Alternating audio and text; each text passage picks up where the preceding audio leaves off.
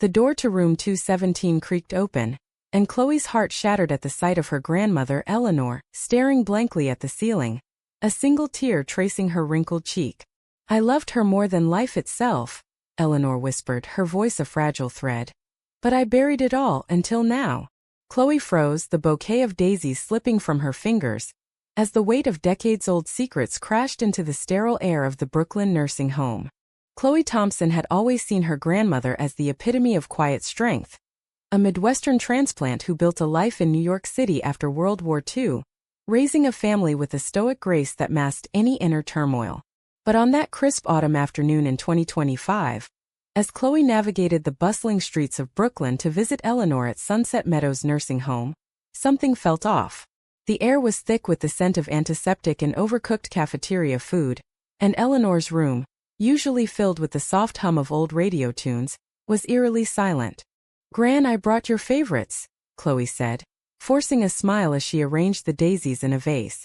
At 28, Chloe was a freelance photographer, capturing the raw edges of urban life, but nothing prepared her for the vulnerability in Eleanor's eyes that day. Eleanor, now 92, had moved into the home 6 months earlier after a fall that shattered her hip, and the transition had unearthed fragments of her past she could no longer contain. Eleanor's hand trembled as she reached for a small, locked wooden box on her nightstand. "Sit down, child. There's something I need to tell you.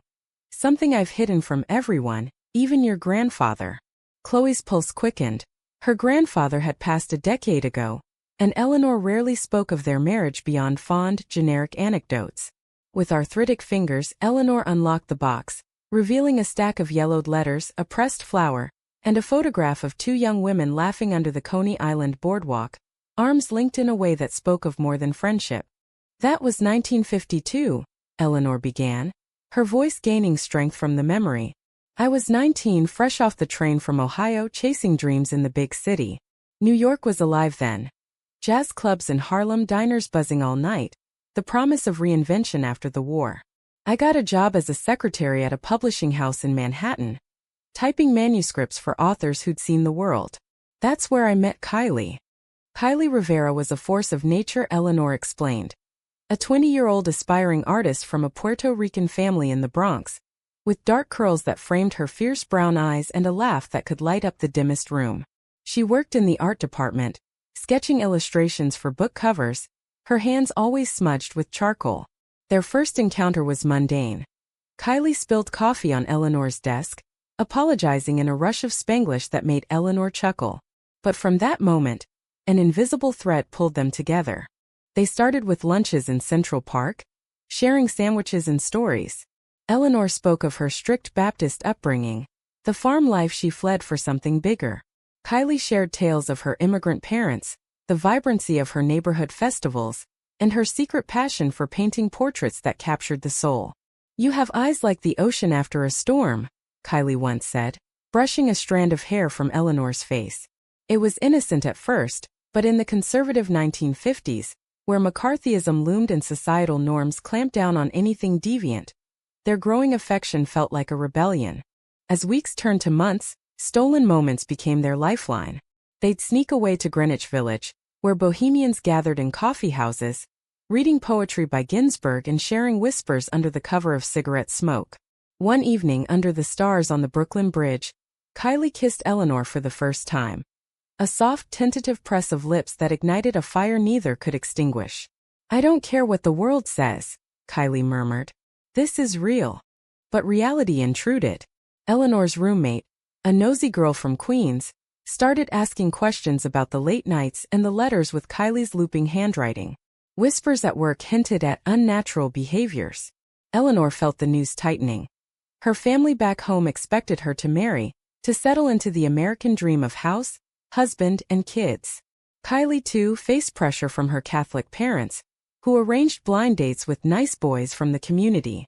The first crack appeared during a summer trip to the Hamptons, where they rented a tiny cottage with savings from odd jobs. Amid the crashing waves and salty air, their love deepened, walks on the beach at dawn, dancing to radio tunes in the kitchen. But Kylie confessed a secret.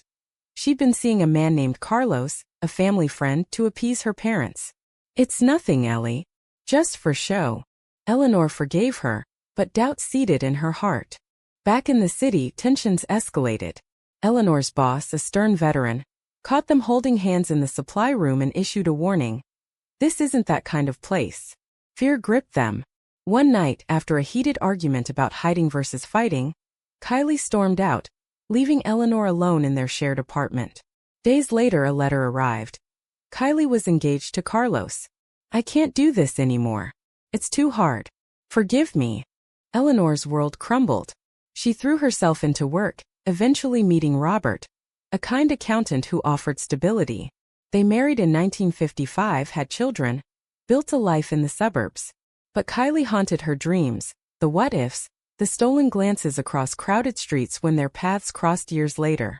Now in the nursing home, Eleanor handed the photo to Chloe.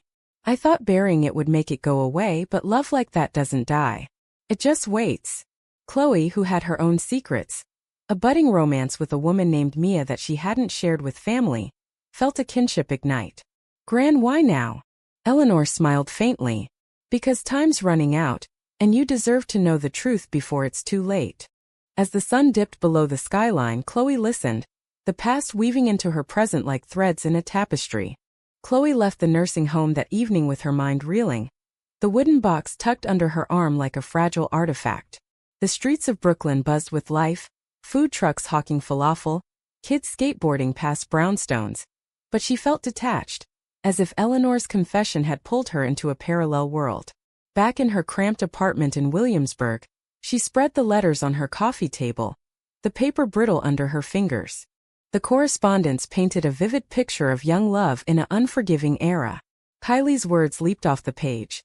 "My dearest Ellie, last night under the elms in Washington Square, I felt alive for the first time. Your touch is my anchor in this chaotic city."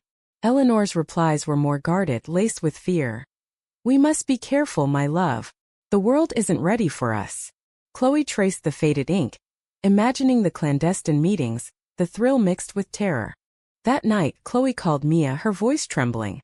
Mia, a 27-year-old barista with a sleeve of tattoos and a gentle spirit, had been her rock for months. They'd met at a pride event in the village, bonding over shared stories of coming out in a still-divided America. "My gran just dropped a bomb," Chloe said. She was in love with a woman back in the 50s. Hid it all her life. Mia's response was soft. "That's huge. Maybe it's her way of giving you permission to live openly." The next visit to Sunset Meadows found Eleanor more animated, propped up in bed with a shawl draped over her shoulders. "Tell me about Kylie," Chloe urged, settling into the armchair. Eleanor's eyes sparkled with recollection. After the engagement bombshell, Eleanor had tried to move on, but fate intervened. In 1960, at a gallery opening in Soho, back when it was just warehouses and artists, Eleanor spotted Kylie across the room, her arm linked with Carlos, but her gaze locked on Eleanor. They slipped away to a quiet alley, words tumbling out. "I couldn't go through with it," Kylie confessed. "Married him, but it was a sham. I left after a year." Tears flowed as they embraced, the years melting away. For a brief period they rekindled in secret, stolen weekends in upstate cabins, picnics in the Catskills where the autumn leaves mirrored their fiery passion. Kylie had become a successful illustrator, her work gracing children's books, but her heart remained with Eleanor. Yet betrayal loomed again. Eleanor's pregnancy with Chloe's father forced choices. Robert was a good man, oblivious to her inner world. "I chose safety," Eleanor admitted to Chloe. "Told Kylie we had to end it. She begged me to run away, to California where things were looser. But I couldn't abandon my child." Kylie, heartbroken, vanished, moving to San Francisco amid the burgeoning counterculture. Chloe absorbed this, her own life echoing the tale. Mia wanted more commitment, but Chloe hesitated, fearing family judgment. "What happened to her?" Chloe asked. Eleanor sighed. "We lost touch. Last I heard, in the 80s she was living in LA painting murals for the gay rights movement. But that was decades ago." Inspired, Chloe decided to search. Using her photography contacts, she dug into archives, scouring old art directories and social media remnants. Days blurred into nights. She pored over faded articles about Kylie's exhibitions, her activism during Stonewall's aftermath. One evening, a breakthrough. An obituary from 2015 mentioned Kylie Rivera, survived by a partner and adopted children. But no, wait, that was a different Kylie. Digging deeper, Khloe found a living trace. Kylie, now 93, in a senior community in Palm Springs, California. The revelation hit like a thunderclap. "Grand, she's alive," Khloe announced on her next visit, showing a recent photo from a community newsletter. Kylie, silver-haired but vibrant, at an art class. Eleanor's face crumpled, a mix of joy and sorrow. After all this time, does she remember? Khloe arranged a video call, her hands shaking as she set up the tablet. The screen flickered to life and there was Kylie, her eyes widening in recognition. "Ellie? Is it really you?" The conversation flowed like a dam breaking. Memories of jazz nights, beach walks, the pain of separation. "I never stopped loving you," Kylie said, voice cracking. "But you chose your path and I had to find mine." Eleanor wept openly. "I was a coward. Forgive me." Kylie smiled through tears. "There's nothing to forgive. We survived." For Khloe, witnessing this reunion was transformative. It fueled her to confront her own fears. That night, she told her parents about Mia over dinner in their Queens home. Her father, Eleanor's son, was stunned but supportive. "If Mom hid her truth, I won't let you hide yours." Her mother hugged her tightly. But drama wasn't done. As Eleanor and Kylie's calls became routine, old wounds reopened. Kylie revealed a long-held secret. During their brief rekindling, she'd had an affair with another woman, driven by loneliness. "It meant nothing, but I should have told you." Eleanor felt the sting of betrayal anew, her frail health declining amid the emotional turmoil. Khloe mediated, urging forgiveness. "Gran, you've both lived full lives. Let the past heal." The weeks following the revelation turned Sunset Meadows into a hub of quiet intensity. Khloe visited daily, balancing her freelance gigs with these emotional marathons. Eleanor's room now held mementos from Kylie, sketched postcards of California sunsets, a pressed hibiscus from her garden. The two women, separated by coasts and decades, bridged the gap through technology, their conversations a blend of nostalgia and raw honesty. One call stood out. Kylie described her life after Eleanor. "I threw myself into the movement," she said, her voice steady. "Marched in the first Pride parades in '70, painted banners for ACT UP in the '80s. Found love again with Maria, a teacher who understood my scars. We adopted 2 kids, raised them in a world slowly changing." Eleanor listened, envy and pride mingling. "I envied your bravery. I stayed hidden, raised my family, volunteered at church. But inside I was always yours." Khloe, eavesdropping from the corner, felt the weight of generational shifts. In 2025 America, with marriage equality law and evolving attitudes, her path seemed easier. Yet echoes of prejudice lingered in subtle ways, like judgmental glances at Mia's hand in hers. "How did you cope with the betrayal?" Khloe asked Eleanor privately. Eleanor pondered. "It wasn't just Kylie's fling. It was society's betrayal, forcing us into shadows. I reacted with anger, but time softens edges." This wisdom prompted Khloe to deepen her bond with Mia, planning a weekend getaway to the Adirondacks, where they hiked misty trails and shared dreams under starlit skies. "I won't hide us," Khloe vowed. But conflict brewed. Eleanor's health faltered, a bout of pneumonia from the emotional stress. In the hospital, hooked to monitors, she confessed more. "There was a letter I never sent. After you left, Kylie, I wrote about my regrets but tore it up." Kylie, flying in despite her age, arrived at the bedside, her wheelchair pushed by a caregiver. The reunion was electric, hands clasping, tears flowing.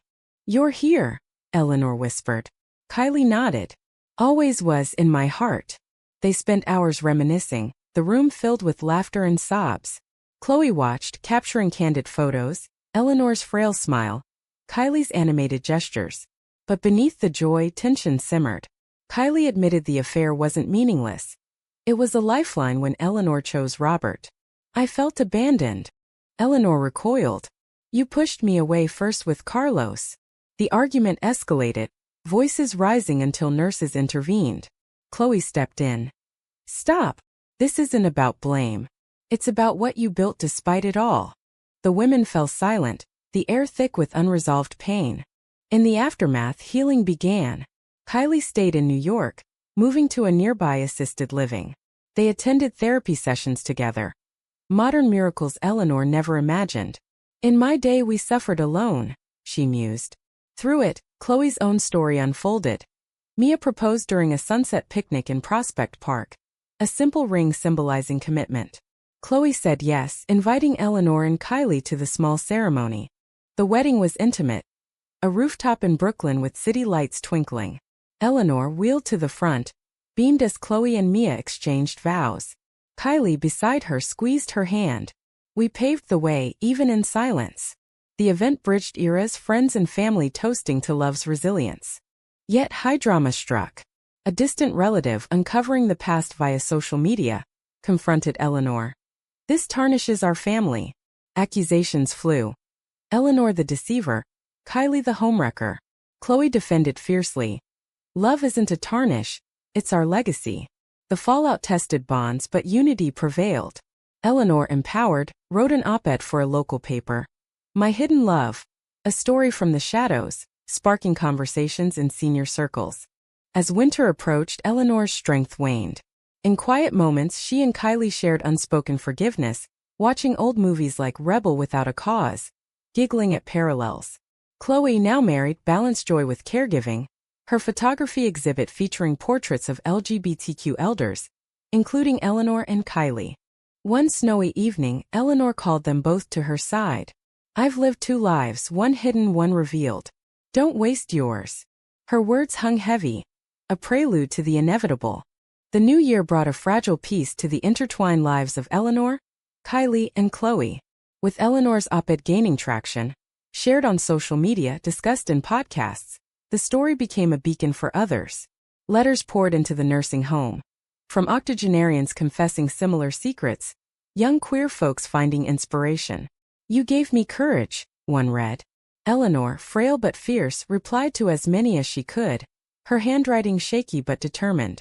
Kylie, adapting to East Coast chill after decades in California sun, found solace in these exchanges.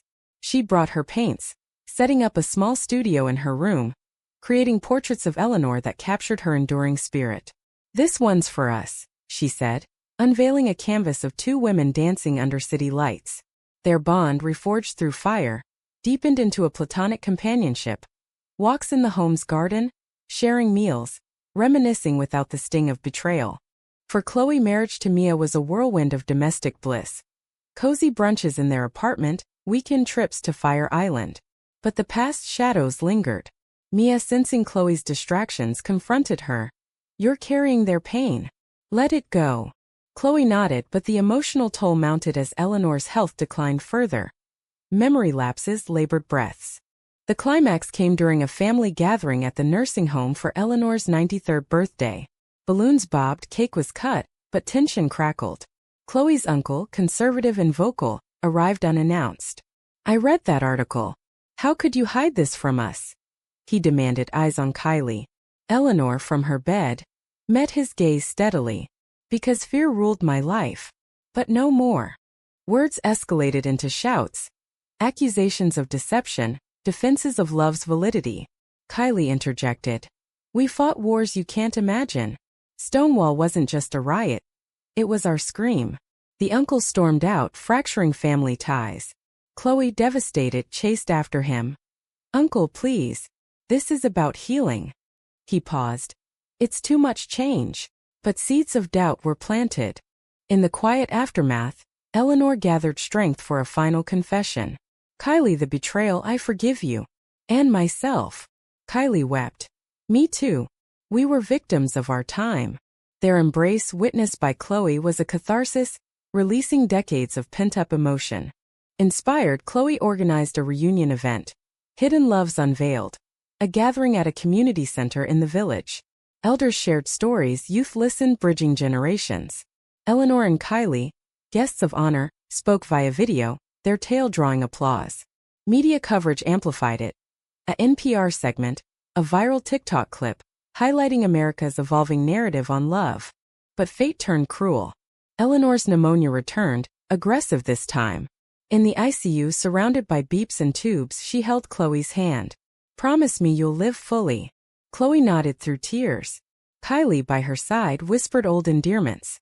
Eleanor passed peacefully that night, under a full moon filtering through hospital blinds. The loss gutted them. Chloe's world dimmed, Kylie's memories now solitary. Funeral arrangements blended traditions. A Baptist service with Puerto Rican hymns, attended by a diverse crowd. In grief, Chloe and Kylie leaned on each other. Kylie moved back to California but visited often. Their bond a testament to enduring love. Chloe channeled sorrow into activism, founding a non-profit for queer elders, ensuring stories like Eleanor's weren't forgotten. Mia's support was unwavering. She gave you this gift, freedom. Together they adopted a rescue dog, symbolizing new beginnings. As spring bloomed, Chloe scattered Eleanor's ashes at Coney Island, Kylie by her side. Waves lapped gently, echoing past joys. She'd want us to remember the love, not the pain, Kylie said. Chloe agreed, heart mending in the human way. Slowly, with scars that told stories. Months after Eleanor's passing, the world felt both emptier and fuller for Chloe. The nonprofit, named Echoes of Hidden Hearts, gained momentum. Fundraisers in Manhattan lofts, workshops in community centers across the U.S. Chloe's photography book, featuring Eleanor's letters and Kylie's art, hit shelves, earning acclaim for its raw portrayal of mid-century queer life. Reviews called it a poignant bridge between eras, and sales funded scholarships for LGBTQ youth. Kylie, back in Palm Springs, thrived in her way, teaching art to seniors, her canvases now infused with New York grit. Video calls with Chloe became ritual, sharing laughs over Eleanor's quirks, like her secret love for jazz vinyls. She was my North Star, Kylie reflected. Chloe replied, and you were hers. Personal growth marked Chloe's journey. With Mia, they navigated marriage's realities, arguments over chores, joys, and travel. A trip to San Francisco traced Kylie's activist footsteps, visiting the Castro, laying flowers at Stonewall memorials. This is our heritage, Mia said, hand in Chloe's. Family rifts healed unevenly. The uncle reached out tentatively, attending a non-profit event. I didn't understand, he admitted over coffee. But Mom's story opened my eyes. Reconciliation wasn't perfect, but it was progress. A human victory in a divided nation. Drama resurfaced when a biographer approached, wanting to turn Eleanor's tale into a novel. Chloe hesitated. It's sacred, Kylie urged. Share it. Let it inspire. They collaborated, ensuring authenticity. No sensationalism, just truth. The process unearthed more letters revealing Eleanor's unspoken dreams. A life with Kylie, perhaps in a more accepting time. High emotion peaked during the book's launch in Brooklyn. A packed bookstore, echoes of the city that shaped them. Chloe read excerpts, voice steady. In the end, love isn't about perfection. It's about the courage to feel. Applause thundered. Kylie via livestream added, and to forgive. The conclusion was personal yet universal. Chloe and Mia announced a pregnancy via surrogate, a baby girl to carry forward the legacy. Naming her Eleanor Kylie, they vowed to raise her in openness. On a sunny afternoon, Chloe visited Eleanor's grave in a quiet cemetery overlooking the Hudson. We did it, Gran. Your story lives. Wind rustled leaves, a whisper of approval. Kylie's final chapter came gently. At 94, she passed in her sleep, surrounded by family. Chloe flew west for the funeral, scattering ashes in the Pacific, waves meeting those from Coney Island in spirit. Back home, Chloe held her newborn, Mia, by her side. The cycle continued. Love, loss, renewal. In America's tapestry, their story wove threads of resilience, reminding all that hidden hearts, once unveiled, illuminate the path for others. The end wasn't tragic but humane, bittersweet like life itself. Forgiveness triumphed over betrayal, romance over regret. And in quiet moments, Chloe felt their presence, guiding her forward.